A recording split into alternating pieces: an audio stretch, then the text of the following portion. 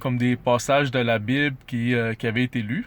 Comme par exemple dans Actes, on apprenant que la Samarie avait accueilli la parole de Dieu. Les apôtres qui étaient à Jérusalem y envoyèrent Pierre et Jean. Une fois arrivés, ces derniers prièrent pour les Samaritains afin qu'ils reçoivent l'Esprit Saint. Donc, en effet, l'Esprit n'était pas encore tombé sur eux. Ils avaient seulement reçu le baptême au nom du Seigneur Jésus. Donc, Pierre et Jean se mirent donc à leur imposer les mains et les Samaritains recevaient l'Esprit Saint.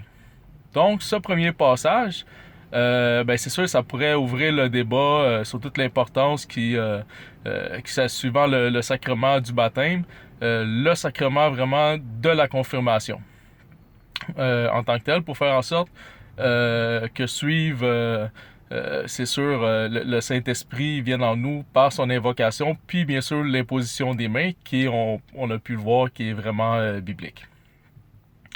Ensuite, c'est sûr qu'il y a toujours un autre passage, toujours en Actes, c'est ça qui a été lu. Ce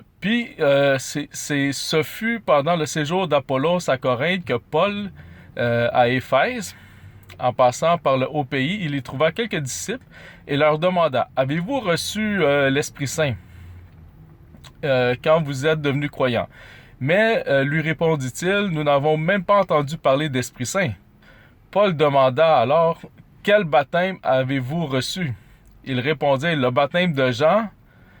Paul reprit: Jean donnait un baptême de conversion et il demandait au peuple de croire en celui qui viendrait après lui. Donc, en voulant dire Jésus. Ils l'écoutèrent et reçurent le baptême au nom du Seigneur Jésus. Paul leur imposa les mains et l'Esprit vint sur eux.